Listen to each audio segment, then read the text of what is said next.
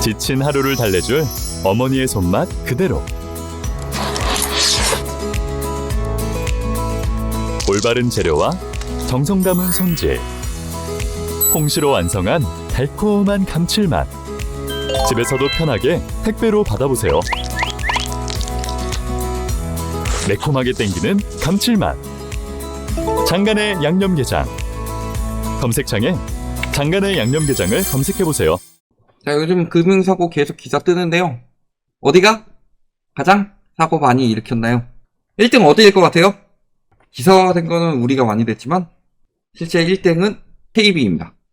KB가 19건의 금융사고를 일으켰고 농협이 2등, 16건의 농협은 2등, 하나가 8건으로 3등, 기업은행이 7건으로 4등, 우리 6건. 우리가 생각보다 적죠. 우리는 임팩트 있는 것들을 많이 터뜨려서 그렇지 건수는 생각보다 적습니다. 그럼 제1은행 5건, 신한은행 4건 순이었다. 그리고 주요 은행 7건 중에서 지난해 42건의 금융사고가 발생했지만 올해는 65건. 아까도 말씀드렸지만 3분기까지 본 거예요.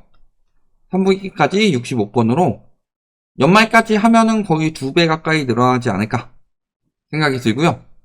이거는 늘어난 건수로 따지면 농협이 제일 많이 늘어났다. 즉 농협은 작년엔 그렇게 많이 안 터뜨렸는데 올해 많이 터뜨렸다. 그리고 국민은 작년도 꽤 터뜨렸고 올해도 꽤 터뜨렸다.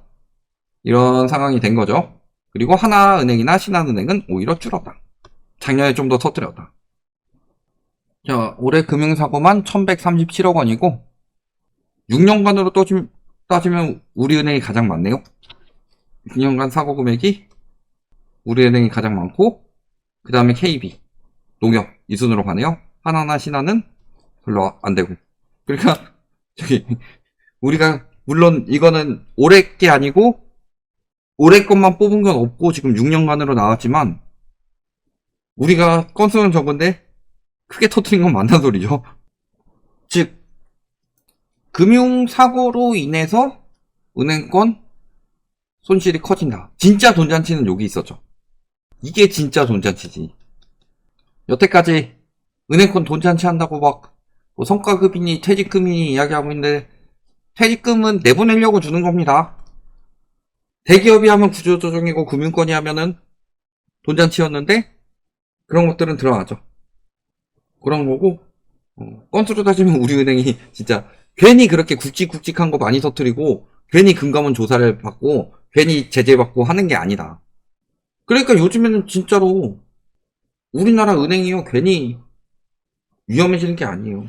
외국인들이 우리나라 금융주에다가 돈을 쑤셔 넣은 이유는 우리나라는 바젤3 적용된 것들이 많이 없고 대출도 정부에서 많이 풀어주니까 수익성이 높고 거기다가 이제 대부분이 담보대출이기 때문에 내수가 죽든 말든 꼬박꼬박 갚을 거고 그런 식으로 들어왔지만 위험한 건 다 알고 있었죠. 그러니까 이번에 계엄 터지고 하니까 금융주부터 뚝뚝 떨어지는 이유가 괜히 있는 게 아니에요. 이미 우리나라 금융업계의 순위는 세계적으로 많이 떨어진 상황이었고 최근에 막 금리 인상할 때 그때나 순위 조금 올라간 은행들이 나왔습니다. 대표적으로 KB 같은 경우가 뭐 순위가 1개 정도 올라가고 막 그랬었는데 전반적으로는 떨어졌어요. 그러니까 이게 지금 골병이 들고 있는 거고 은행 위험도 다가오고 있다는 소리입니다. 물론 금융사고에서도 헤쳐먹으면 당연히 얘도 신뢰도 하락으로 나오는 거고 여기서까지 헤쳐먹을 정도로 하는 경우에 보면요. 요 헤쳐먹는 인간들 보면 대부분 이거예요. 코인 한탕 혹은 주식 한탕 노리고 예를 들어서 한 10억 횡령했다고 해봅시다. 코인 한탕 해가지고 얘가 20억이 됐어요. 그럼 난 10억 벌었으니까 10억은 도로 넣어놓고 나머지 10억 가지고 이제 투자해야지. 이런 식으로 가는 거고 꼬랐어. 내 돈 아님. 이렇게 가는 거잖아요. 그런 은행에 돈 맡기기는 쉽지 않죠. 특히 우리나라는 법이 문제인 게 저번에 또 제가 영상 올렸었죠. 은행 직원이 수년간에 걸쳐서 4억 5천만 원 헤쳐먹었는데 막상 판결이 4억 5천 돌려주라는 게 아니라 한 1억 정도만 돌려줘라 뭐 이런 식으로 나왔으니까 저런 거에다가 대출 굉장히 위험하죠. GDP 대비 가계부채가요 100% 넘어가는데 GDP 기준을 바꿨음에도 불구하고 다른 나라보다 디레버리징 폭이 적고 이 가계부채가 내수시장에 영향을 주기 시작하고 그러면서 연체율이 올라가고 부실채권을 계속 상매각을 하고 있는데도 불구하고 올라가고 임의경매 강제경매 동시에 늘어나고 있죠. 대출 괜찮다고 이야기하는 인간들은요 괜찮은데 연체율이 왜 늘어나요? 갚을 수 있을 만큼만 빌리면 괜찮다. 갚을 수 있는 만큼이라는 말에는요 굉장히 책임이 빠져있다. 예를 들어서요 월 300번대 이거저거 나가는 거 다 떼고 생활비 최대한 아끼면은 100만원으로 줄일 수 있다. 그럼 나머지 200 가지고 사라는 식으로 들리죠. 근데 실질적으로는 그렇게 관리하는 거 아니에요. 대출 내더라도 원리금판 100 정도 나가게 만들고 100은 계속 저축할 수 있도록 만드는 게 그게 진짜로 빚 갚을 여유가 되는 거지. 타이트하게 맞춰가지고 금리 변동 또는 대출 회수 또는 뭐 총량 축소 또는 경조사 또는 사고 질병 어느 것도 대응할 수가 없다. 그 순간 균열이 나기 시작하면은 이미 타이트하게 맞춰놨기 때문에 돌려막기밖에 안 되는 거죠. 그러니까 굉장히 애매모호하게 이야기하는 거예요. 갚을 수 있을 만큼만 빌려라. 근데 이야기하는 걸 잘 들어보면요. 허리띠 졸라매고 뭐 월급의 80%를 저축해라 이런 식으로 이야기해요. 그러면 그 허리띠 졸라맨 상태로 집을 사라는 소리예요. 그럼 월급 80%씩 나가도록 대출 잔뜩 껴가지고 집 사라는 소리로도 들리죠. 그 부동산 상승하고 부동산으로 돈 벌려면은 이런 식으로 해야 된다 말하는 유튜브들 항상 그런 식으로 이야기해요. 근데 만약에 그러다가 파산 나고 그래가지고 따지면은 빌릴 수 있을 만큼만 하라고 하지 않았냐. 난 80%나 빌리라고 하지 않았다. 그런 것까지 계산하고 갚을 수 있을 만큼만 빌리라고 하지 않았냐. 이런 식으로 이야기하는 거랑 똑같아요. 괜히 당하는 게 아니에요.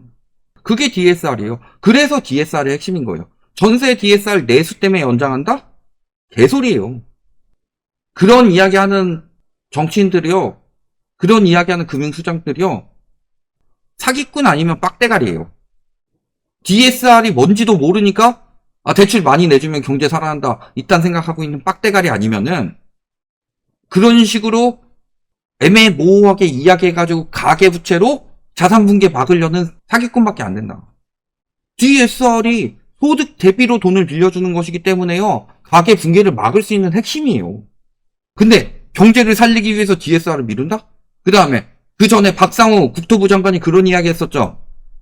저소득층에게 내주는 정책대출은 그들을 위해서 DSR을 적용하지 않는다. 저소득층이야말로 DSR을 확실하게 적용해야 된다. 왜?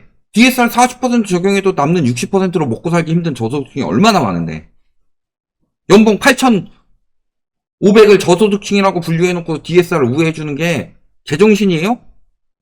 요즘에 묻히고 있어. 윗대가리가 워낙 큰 걸 터트려 놔가지고 박상훈 국토부 장관이 한 만행이 묻히고 있는데요. 엄청난 만행이에요. 국가 경제를 파탄내고 저소득층들이요. 다 재정 파탄내는 정책을 낸 거예요. 저소득층이야말로 DSR을 적용을 해야 되는데. 그러니까 경제가 왜 이 모양 이 꼴 됐는지 알아요? 2023년에 2024년에 내내 DSR을 우회해줬으니까. DSR을 우회해줘서 내수가 망가졌는데 내수가 망가졌으니까 DSR을 우회해야 된다는 소리를 하고 있어요. 대다수의 국민들이 그렇게 생각하고 진짜 정치인들이 그렇게 생각한다면요. 우리나라는 계속 망해갈 수밖에 없습니다. 저 말에 넘어가는 사람들이 많을수록 우리나라는 계속 망해갈 수밖에 없고 부정적인 이야기를 하고 저주를 하는 게 아니라요. 그게 답이니까. 지금이라도 DSR 점진적으로 적용해야 돼요. 그리고 아까 말씀드렸지만 전세 DSR 내수 때문에 연장한다고 그랬죠. 전세 자금 대출이야말로 내수 경제에 가장 갉아먹은 산물이다. 전세 자금 대출 강화되면서 통화 승수가 작살난 거 못 봤냐. 제가 이 이야기를 코로나 때부터 계속 했었는데 이제서야 기사화되고 있죠. 그것도 그 기사화도 엄청 띄워주지도 않아요.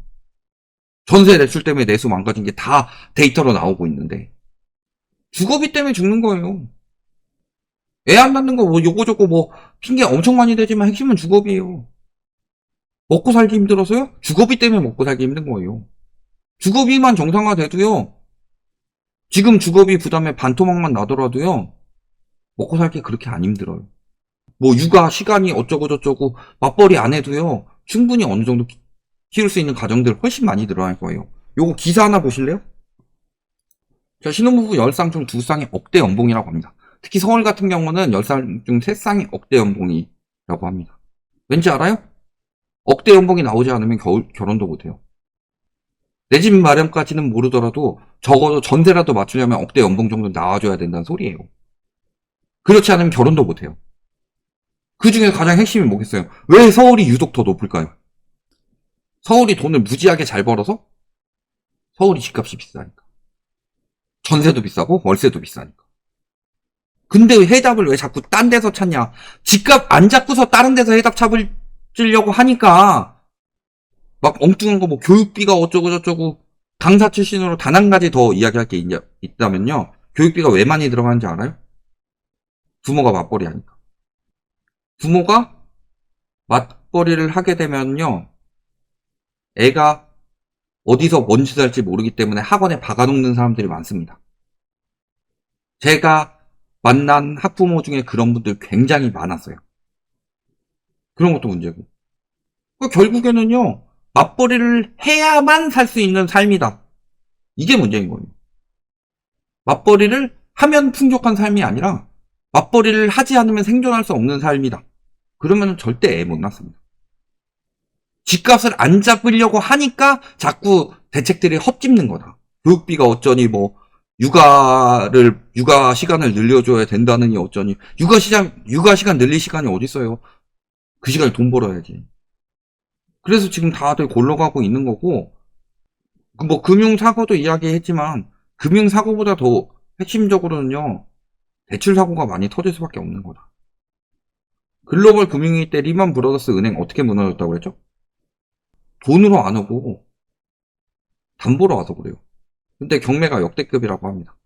왜 저축은행에서 대출 회수 들어가기 시작했겠냐. 여기까지 말씀드리겠습니다.